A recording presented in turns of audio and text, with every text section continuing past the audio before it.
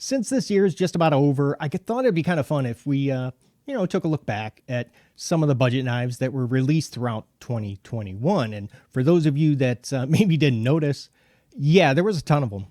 Hey, so today we're going to take a look at a list of my top 10 favorite budget knives from 2021.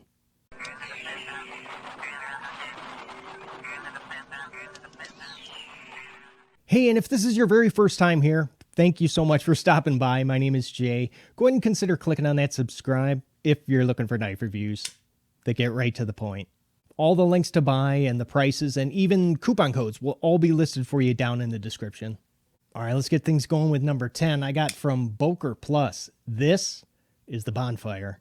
I just think that this knife, it doesn't really get the attention that I feel it deserves, because basically, it's just gonna be, I don't mean to say just, but it's a traditional trapper design with some modern features like a liner lock and a ball bearing pivot. Man, is that action good. A front / top flipper and a pocket clip. Now, if you look close, you can see that it has a nail nick. Now, it's just going to be on the one side, which it actually benefits us lefties for once, because you can go ahead and use that, to spidey flick that blade open. Man, I got to tell you, the action on this thing is just nuts in both directions, but specifically the close, because watch this. All I have to do is kind of give it a little bit of a shake. Yeah. And she drops shut. It's just the slightest nudge, and that blade's off to the races. And really, I just have one minor issue, and that is going to be, the lack of handle traction. Because if you notice, that is actually micarta, and this has to be the smoothest micarta that I have ever felt. Coming in at number 9 from Damn Designs, this is the Cerberus. You guys must really like this knife, because they have been sold out on Amazon for a while now. I haven't even seen them back in stock since their initial release. And everything about this knife looks, feels overbuilt. And I think it's because of this, it's got a wider type design, which is actually why I honestly thought that I thought this was a frame lock when I first saw it. I was kind of surprised that it was a liner. At almost 4.9 inches, this G10 handle, it has plenty of room for, those of you that have larger hands. You can see, I got medium, and look at that. There's still even a little bit of handle left over. And I just love the finish that they put on this blade, because it's got that darker gray stone wash that I really wish more companies would start to use this. The action is just great in both directions when you're using that very low profile flipper. Look at that. I want to show it to you while it's open, and you can see I really like that. But the action is excellent. You got that big heavy clip point blade. So of course, it's going to drop shut. Number 8 is going to be a Suncut. This is the Acumen. This Scepter was actually my favorite Suncut for the longest time. And then all of a sudden, it seems like out of nowhere, came this Acumen. And, I've actually talked to a bunch of you who have modified your knife by putting in a forward finger choil. And you guys have been saying how much better that this knife is with it.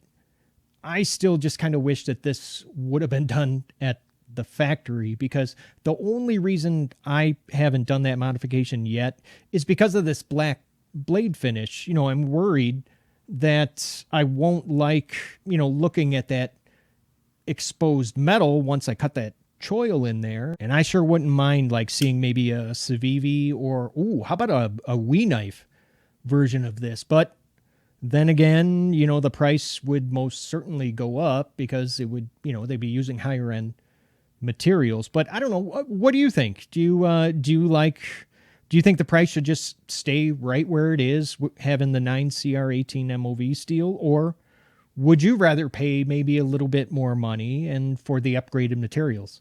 All right, now coming in at number 7 is going to be a CIVIVI. This is the Brazen.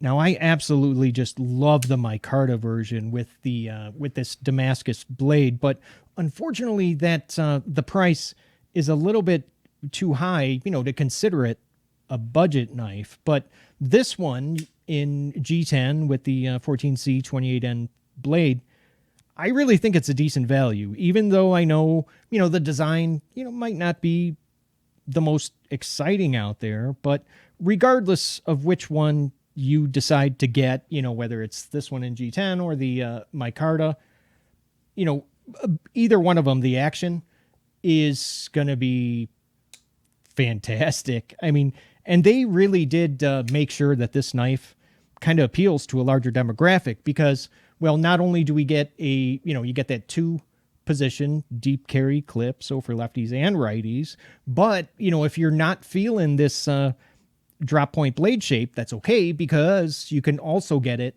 in a Tanto. Number 6 is going to be a KAISER. This is the mini sheepdog.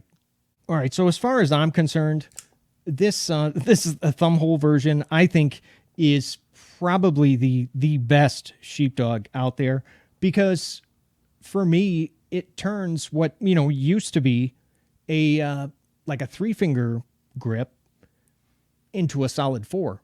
And yeah, I know what you're going to say. It's a pretty small knife, but that cleaver blade is a very capable slicer. Now, even though I prefer this the full size version, but I kind of find myself carrying this the mini one a little bit more often because, well, it takes up far less room in the pocket, yet this blade still kind of feels like, you're holding something substantial in hand.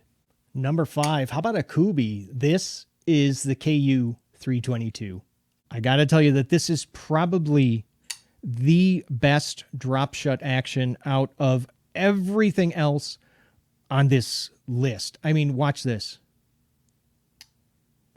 It barely takes, like, you can't even call that a half a shake or a half a nudge because it's barely nothing is needed to get that blade going. But whatever you do, you want to really make sure that you got your fingers, make sure you get your fingers out of the way in time.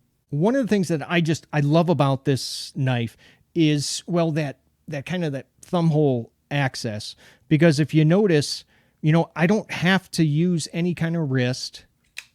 Look at that. I mean, that's all thumb.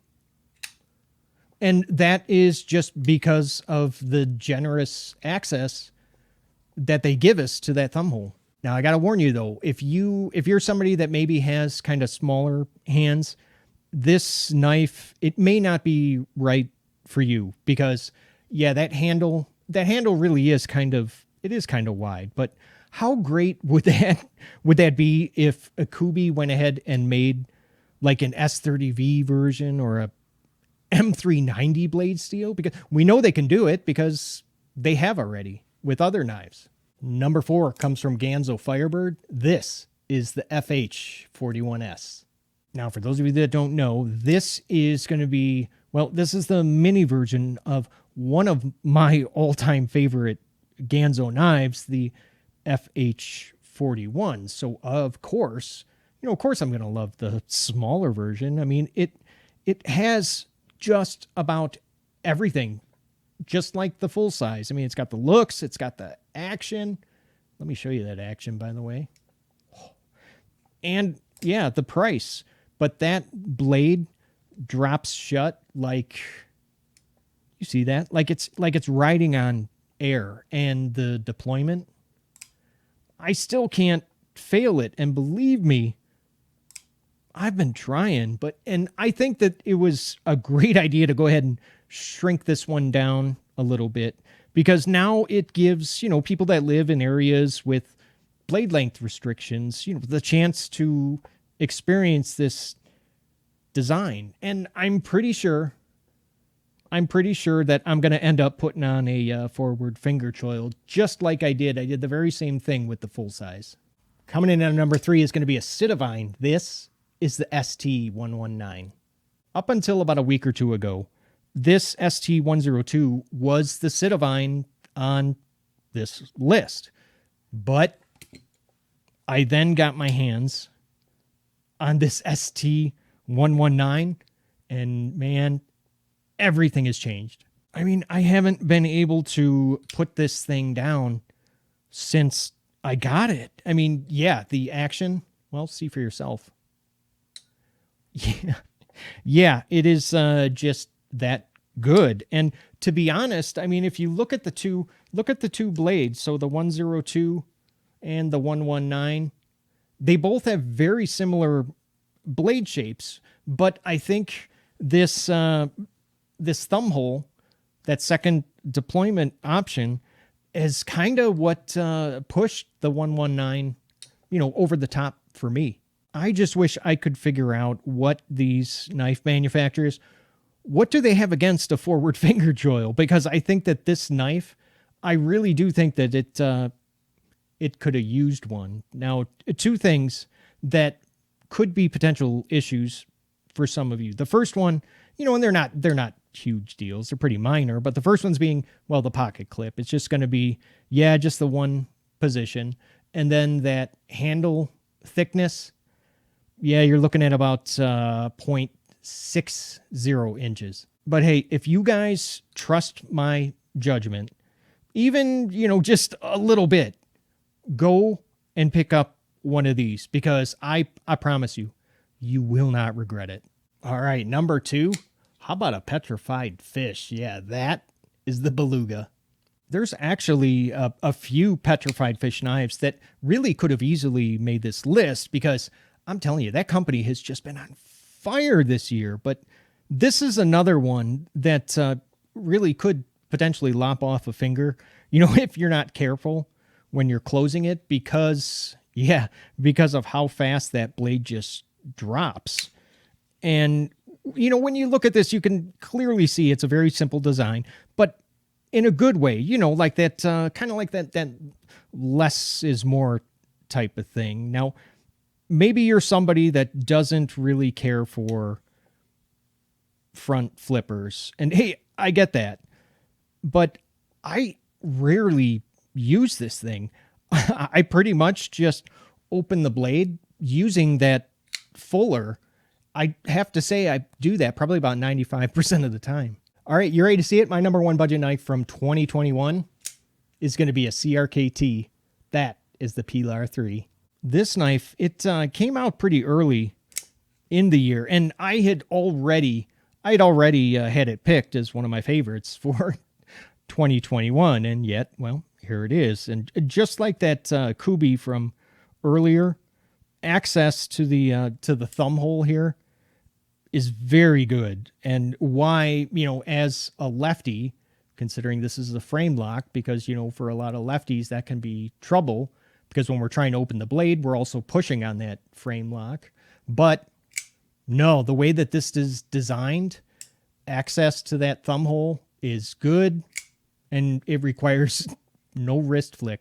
Now, this is a perfect example of why finger choils are important on smaller knives like this. I mean, could you imagine with this 3-inch blade? Could you imagine if it didn't have that?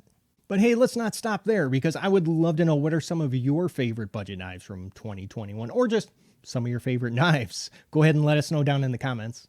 All right, now up on the screen is going to be a video that I personally picked out for you to go ahead and watch next. And hey, don't forget, if you haven't already, go ahead and hit that subscribe. But I got to run. Thank you so much for watching. I love you guys, and I will see you at the next video. Take care.